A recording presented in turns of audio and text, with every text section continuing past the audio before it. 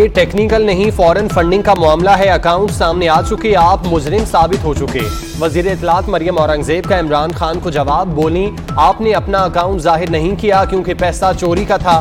Foreign funding की वजह से ही आपने धरना दिया था। क्या वजह थी कि आपने सीपैक को रोका और कश्मीर का सौदा किया? इमरान खान के चेहरे से सादिक और अमीन का मेकअप उतर चुका।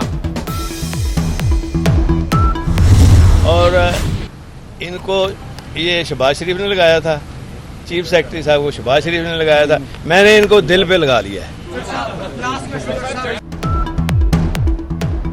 परवेज इलाही ने दिल से लगाया मगर कामरान अली अफजल का दिल न लगा। चीफ सेक्रेटरी पंजाब का मजीद काम करने से इनकार, कहते हैं नई हुकूमत के साथ काम नहीं कर सकता। वफाकी हुकूमत को मरासला लिख दिया। वफाकी सेक्रेटरी एस्टेब्लिशमेंट डिवीजन से अपनी खिदमात पंजाब से वापस लेने की दरख्वास्त। वफाक ने चीफ सेक्रेटरी को 10 मुहर्रम तक काम जारी रखने की हिदायत कर दी। आज पाकिस्तानी कौम जो है वो उस शख्स से पूछ रही है जो अना के पहाड़ पर बैठा हुआ सबको चोर डाकू कहता था और कहता था कि अगर मैं नहीं तो पाकिस्तान की न्यूक्लियर जो ताकत है वो तबाह बर्बाद हो जाएगी, फौज बर्बाद हो जाएगी, और रियासत मदीना का नाम लेते थकता नहीं था। तो आज कौम पूछ रही है ना कि वो जो चेक साइन कराए जाते थे, टी बॉयज़ के नाम पर पैसे आते थे और कहां से आए हैं पैसे, डिक्लेरेशन फॉर्म में दस्तखत इमरान खान खुद करते थे।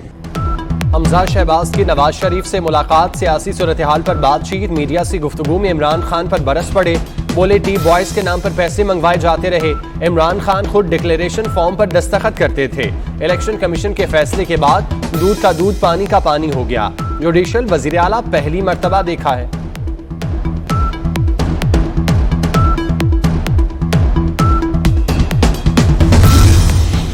पीटीआई का 14 अगस्त को इस्लामाबाद में जलसे का फैसला। इमरान खान के ज़ेरे सदारत इजलास, पार्टी के सीनियर रहनुमाओं की शिरकत। पावर शो में ही आइंदा के लाहे अमल का ऐलान किया जाएगा। पीटीआई ने कबल वक्त इंतखाबात के लिए हुकूमत को 1 माह का अल्टीमेटम दे दिया।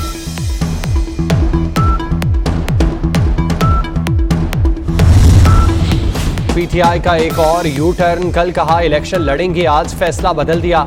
पीटीआई ने 9 हलकों का जारी इंतखाबी शेड्यूल चैलेंज कर दिया। इस्लामाबाद हाई कोर्ट ने दरख्वास्त समाअत के लिए मुकर्रर कर दी।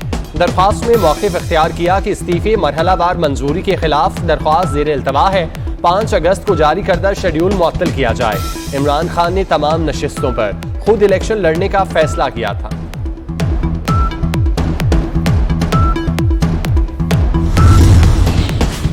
FIA ने ममनुआ फॉरेन फंडिंग केस में असद कैसर को तलब कर लिया। 11 अगस्त को खैबर पख्तूनख्वा ऑफिस में पेश होने की हिदायत। अकबर एस बाबर केस के फैसले के मुताबिक आपके 2 बैंक अकाउंट्स हैं, आप 2 बैंक अकाउंट्स खोलने और उन्हें चलाने से मुंसलिक हैं। आप इन अकाउंट से मुतल्लिक सवालात के जवाब दें।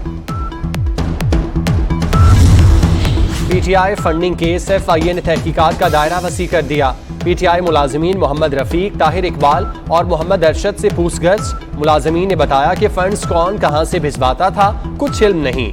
ये भी नहीं पता रकम कहां खर्च हुई। रकम पार्टी के फाइनेंस मैनेजर को देते थे, दस्तखत शुदा ब्लैंक चेक लिए जाते थे।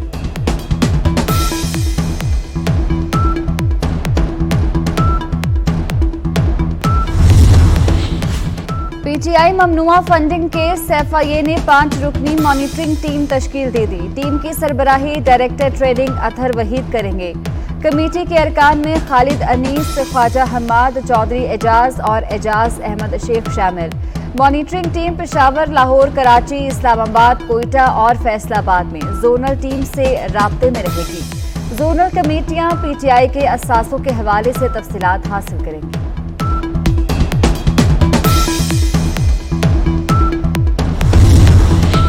आर्मी चीफ की लसबेला हादसे के शुहदा के अहले खाना से मुलाकात। रावलपिंडी में मेजर जनरल अमजद हनीफ और मेजर मोहम्मद तलहा शहीद के घर आमद। कहते हैं शुहदा हमारे मुल्क का फख्र हैं। हम अजीम कुर्बानियों पर अपने शुहदा के अहले खाना का जितना शुक्रिया अदा करें कम है। हम हमेशा के लिए उनकी फलाह व बहबूद के जिम्मेदार हैं।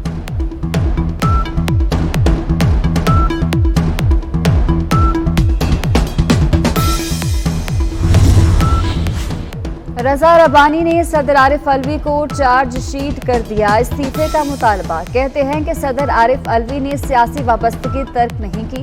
नाअहल वजीर आजम की एडवाइस पर कौमी असम्बली तोड़ने का नोटिफिकेशन भी जारी किया।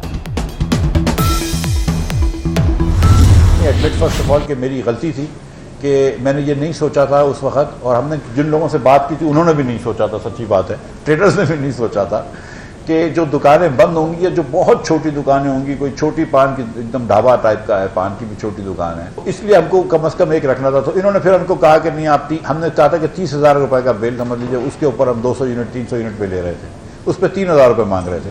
हमारी सोच थी कि 3,000 रुपये का मतलब है 100 रुपये पर डे।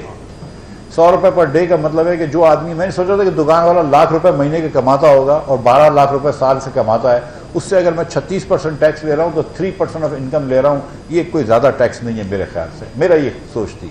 12 लोगों ने कहा नहीं आप 150 यूनिट का कर दें, मेरी प्राइम मिनिस्टर साहब ने भी कहा कि थोड़ी सी यूनिट में उसका छोड़ दो। 150 यूनिट का मतलब है कि 50% दुकानें ख़त्म कर दी, 200 यूनिट का मतलब है कि 66% दुकानें ख़त्म कर दी, 250 यूनिट का मतलब है कि 75-80% दुकानें ख़त्म कर दी, और 300 यूनिट का मतलब है कि 96% दुकानें जो हैं उसको हमने इस्तिस्ना दे दिया।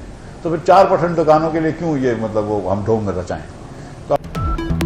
सितंबर तक मुश्किलात रहेंगी, फिर अच्छा वक्त आएगा। वजीर खजाना मिफ्ता इस्माइल कहते हैं 17 अरब डॉलर का खसारा बर्दाश्त नहीं कर सकते।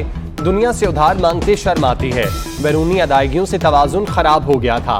इंपोर्ट कम करके डिमांड सप्लाई को बैलेंस किया। दुकानदारों पर टैक्स लगाना बड़ी गलती थी।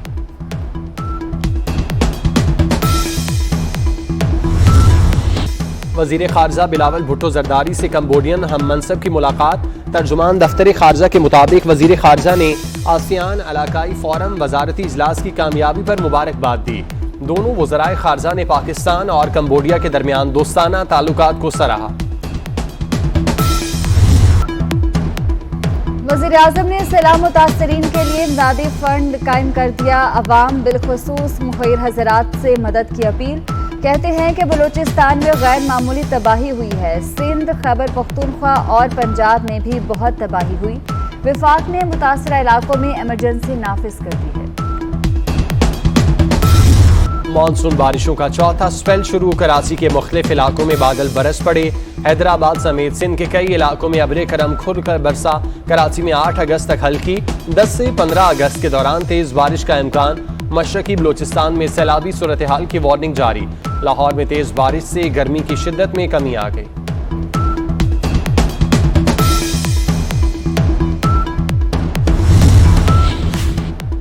आइंदा हफ्ते बुध से हफ्ते तक पंजाब के मुख्तलिफ शहरों में गरज चमक के साथ बारिश का इम्कान।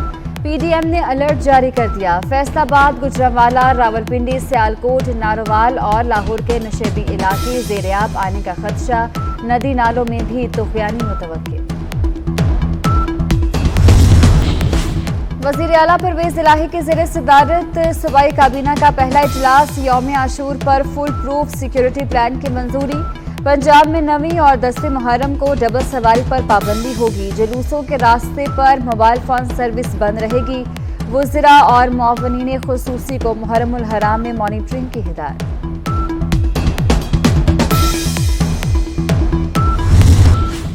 अहमदपुर सियाल में दरबार हजरत सुल्तान बाहू रहमतुल्लाह अलैह पर मुहर्रमुल हराम की तकरीबात। मुल्क भर से बड़ी तादाद में ज़ायरीन की आमद। ज़ायरीन की जानिब से लंगर और न्याज तकसीम करने का सिलसिला भी जारी।